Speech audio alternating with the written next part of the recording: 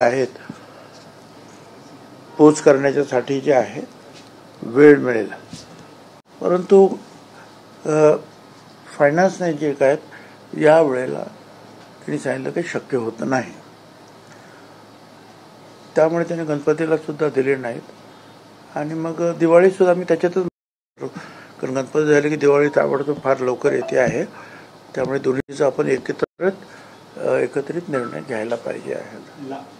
आणि साधारणपणे त्याला खर्च येतो म्हणजे एक 450-500 कोटी रुपये, परंतु त्यातले 100 रुपये आपण घेतो परत त्यांच्याकडून प्रत्येकाकडून, त्यामुळे 350 कोटी रुपयेपर्यंत एक आनंदाचा शिधा द्यायला कमी जास्त असा खर्च होतो।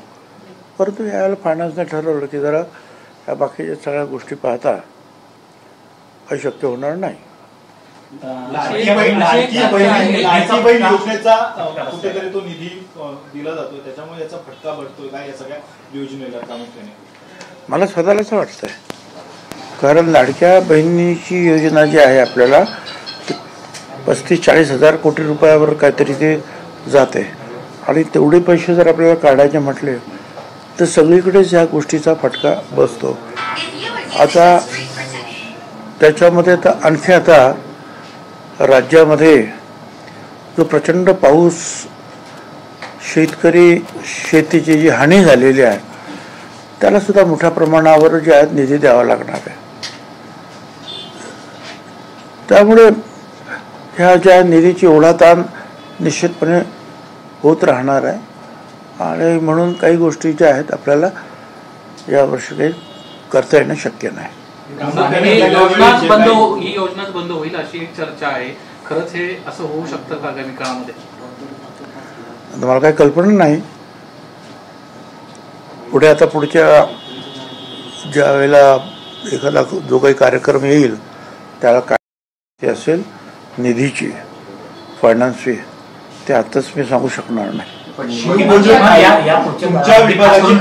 पूरग्रस्त भागासाठी तरी किमान पूरग्रस्त भागासाठी ज्या ठिकाणी शेतकऱ्यांना मोठा फटका बसलेला आहे अतिवृष्टीमुळे, किमान या भागातल्या लोकांसाठी तरी आनंदाच्या शिधा किंवा अशा प्रकारचे किट आपल्या विभागामार्फत दिले जाणार आहेत किंवा आता आम्ही आमच्या विभागामार्फत, आमच्याकडे काय गहू आणि तांदूळ असतात, तिथे आम्ही सुरुवातीला 10 किलो जे आहेत हे वाटप सुरू केलेलं आहे। त्याच्यावर सरकार आणखी मला वाटतं आमच्या 5-5 हजार रुपये जे अडचणी ज्यांच्या घरामध्ये पाणी गेले त्यांना देत आहेत, आणि बाकीचे पंचनामे वगैरे करून जे आहेत भारत सरकार आणि काही प्रमाणामध्ये पैसे भारत सरकार निश्चितपणे मदत करणार, आणि बाकीचे मग आपल्यालाच ते करावं लागेल, आणि शेतकऱ्यांना अगोदर त्यांचे प्रश्न आपल्याला सोडवावे लागतील।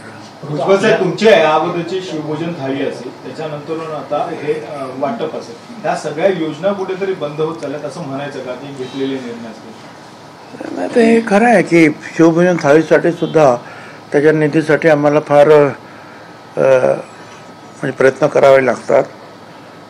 शिवभोजन थाळीचे सुद्धा वर्षाला 140 कोटी रुपये वर्षाला 2 लाख लोकांना प्रति दिवस जर जेवण दिलं तर तेवढे पैसे लागतात। परंतु आतापर्यंत जे आहेत फक्त